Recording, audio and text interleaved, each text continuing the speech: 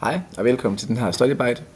I dag der snakker jeg om, hvordan man laver en god graf i Excel til jeres biologi- eller bioteknologi-opgave.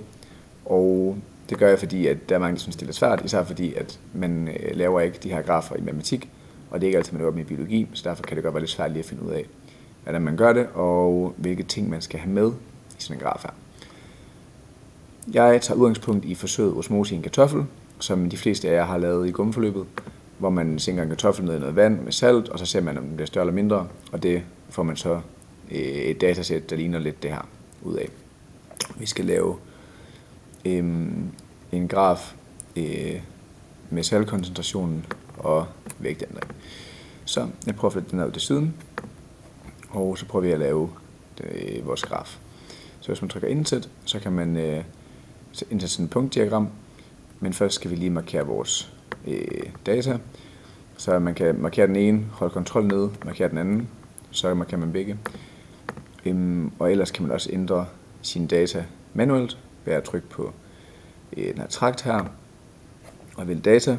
Jeg tror måske det er en lidt anden knap på Mac, men der er en knap til det. Vælg data, og så kan man bare lige fjerne sine data, trykke tilføj, og så kan man sætte sin egen ind. Det er hvis man ikke lige kan få markeret det eller sådan noget. Det sker nogle gange.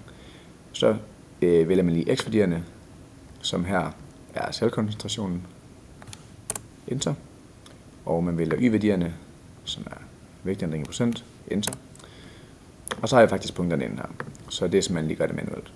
Så skal vi også have nogle andre elementer i den her, på den her graf. I kan se, vi har nogle andre ting herovre. Så den måde man gør det på, det er, at man kan klikke på den, enten på krydset her, eller tilføje et diagramelement her ved toppen, og så vil vi gerne have en diagramtitel og diagrammet. Vi vil gerne have aksetitler på begge akser, sådan, og vi vil gerne have en tendenslinje. Og her er den lineær, det er den på de fleste opgaver. Yes. Tendenslinjen, den kan man højreklikke på, og så trykke formatere tendenslinje, og man kan vælge andre vækstmodeller, men vigtigst er, at man kan vælge at vise ligningen i diagrammet. Man kan også vise R i anden værdi, men det er ikke det mest nødvendige. Det kunne være opgaven, den de kalder på det. Yes, så det ser sådan der ud. Så skal vi have aksetitler på, og dem kalder man bare det, som dataene de viser. Så I kan se den her over, det er vægtændring i procent. Jeg skriver det. Jeg plejer bare at lave sådan en lille parentes, vægtændring i procent. Og den her, det er saltkoncentration. Smukt. Så er vi næsten færdige. Vi skal bare lige give den en titel. Man kan kalde den osmose i en kartoffel.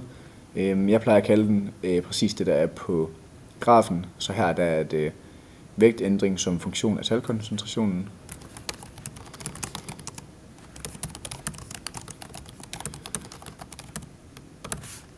Yes. Så y som funktion af x, fordi at vægtændringen den afhænger af saltkoncentrationen.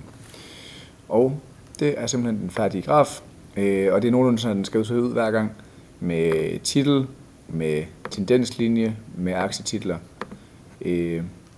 Yes. Det var egentlig det. Hej.